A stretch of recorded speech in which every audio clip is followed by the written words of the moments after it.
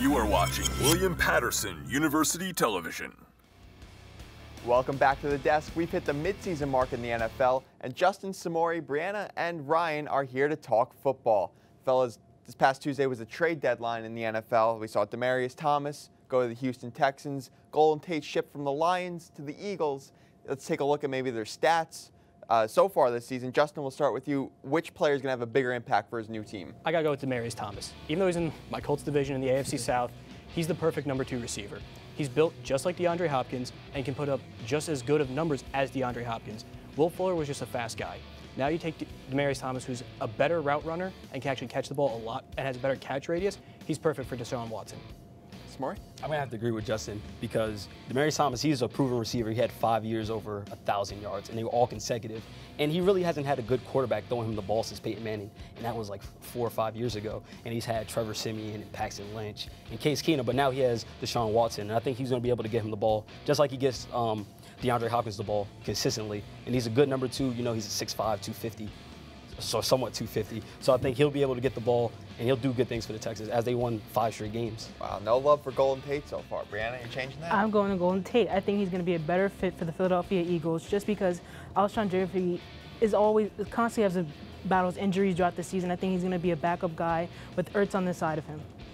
I agree with her here. 2-on-2 here for Tate and Thomas. I think that Tate, numbers-wise, is doing better this year because, A, as you look at the screen, he has 100 more yards than Thomas does, and he's played 1 less game than he has. And also, the fact that Carson Wentz, as a whole, is a better quarterback this season than Watson is. He's more trustworthy, and I believe that that is going to put everything together and make a great pairing there. And I believe that it could make them a better contender to go further in the playoffs than they already have been because they've been improving, and I think this is going to make them even better. So 2 for Tate, 2 for Thomas. I'm abstaining. We're going to keep the debate going. Shifting, we'll keep it with individual players. MVP award so far. The season's still halfway over. Yep. Justin, who you have for your midseason MVP? So I'm going to go a little unconventional. The Minnesota Cinderella story in Adam Thielen. So let's take a look at what he's done so far. God. Even I'm mad at that. Now, a wide receiver has never won an MVP, but he has 74 catches, he has 925 yards, 6 touchdowns, and he averages 12.5 yards per catch. He's put up over 100 yards 8 straight games, rivaling Calvin Johnson's season where he broke the all-time receiving record. Now, I know, Samory, you agree that a wide receiver shouldn't win the MVP. But no, not shouldn't win, but Thielen? Yes. We've had people like Jerry Rice, who's arguably the greatest football player ever to put pads on. In 95, he had almost 2,000 yards by himself. Okay. If Thielen's going to win the MVP? He's halfway to 2,000, and he's the most consistent wide receiver in the league right now. You think so? Yes. You really think so? Yes. So who would you take, Julio Jones or Adam Thielen right now? Right now, Adam Thielen. He can find the end zone. Oh, that's not Julio Jones' fault. Okay, but you still have to catch the ball afterwards and break tackles and get to the end zone. He breaks tackles all the time. Yes, but does he? He's a bigger man. How many touchdowns does Jones have on the season right now? 0. Then he's easily a better receiver. He's a better route runner. He's faster. He has better hands. He has everything better as a wide receiver than Adam Thielen. Okay. And I can say the same thing for Antonio Brown. What's the point about putting up yards if you can't score? What has that got the Vikings, though?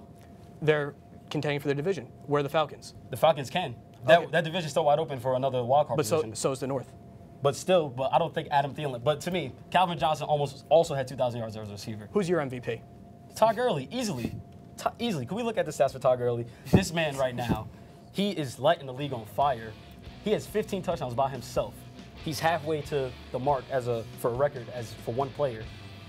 LaDainian Thompson, he had 31 in 2006, but he has 15, and Todd Gurley had 14 touchdowns last year, for the whole season. Todd Gurley can also be a product of the system. They have an offensive line, and Jared Goff is actually proving to be a legitimate quarterback.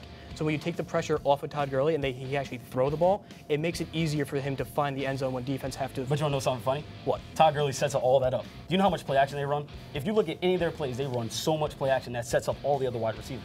Breanna, who do you have for your MVP? I know you said Todd Gurley, but I think you meant to say Saquon Barkley. He has over 1,000 all-purpose yards this season, 7 touchdowns, and he's doing this all without an offensive line.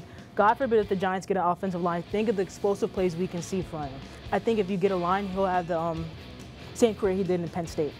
Ryan, I think you and I are on the same page here. We are both Mahomies. Patrick Mahomes, quarterback for the Kansas City Chiefs, bursting onto the scene this year. You look at the stats, 2,526 yards in the season, 6 interceptions, 26 passing touchdowns, 63% completion percentage, and also a statistic that I wanted to bring up. The last 3 times that a quarterback has done as many touchdowns as he has this season was Peyton Manning in 2004, Peyton Manning in 2013, and Tom Brady in 2007. All 3 of those years, they won the MVP. Where'd they get them? What do you mean? Where'd they get them? They all lost. Okay. Every single one of them. Did I say anything? Every single one of them. Okay, here's the thing. Now, we're going to get to the Super Bowls in a little bit, and I'll get to that when we get to that, okay? Okay. Just be ready. Let's put our crystal balls out on the table here. All right. February's fast approaching. Justin, we'll start with you. Super Bowl predictions from right now. For me, I got to go with the New Orleans Saints. They have a key game this week against the LA Rams, who are undefeated. Now, if the Saints defense can show up like they did last year, mind you, they were literally a mental mistake away from getting to the NFC Championship game. That defense is still intact, and they added a better pass rusher in Davenport. So the defense is there. Now, if they can compete and keep up with the Rams, it's going to be a shootout. Defense is not going to matter. But if they can actually keep the Rams offense at bay, they can make a run, and they'll be the Super Bowl. Samory? I'm going to have to go with the Rams. You know, right now they're undefeated, as you said. They have so much talent on both sides of the ball, and even on special teams. But you have Aaron Donald. They just added Dante Fowler to come off the edge. They have Ndamukong Suh. They have Brockers. They have so many people on the defense. They got Peters. And then look at their offense. Jared Goff is airing the ball out this year. You got the receivers there all putting up big numbers, even though Cooper Kupp's hurt right now. And you got my MVP, Todd Gurley. And, you know, I think they're going to do big things. And I don't think nobody can stop them. I really think they're unstoppable right now. Dante Fowler Jr., hell of a name on that kid. Breanna, who do you have? I'm going with the Chiefs. I think Patrick Mahomes is something special with Travis Kelce, Hunt, Hill.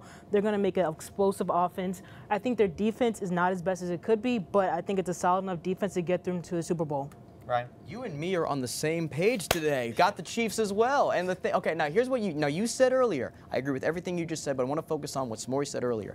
You said, where did that get them? They didn't get a Super Bowl, okay? Not at all. I understand that. But as an analyst, I think it would be dishonorable of me to say, well, they're not going to win the Super Bowl because of the MVP curse. That's like me saying before the season that the Steelers are going to suck just because Antonio Brown was on the cover of Madden.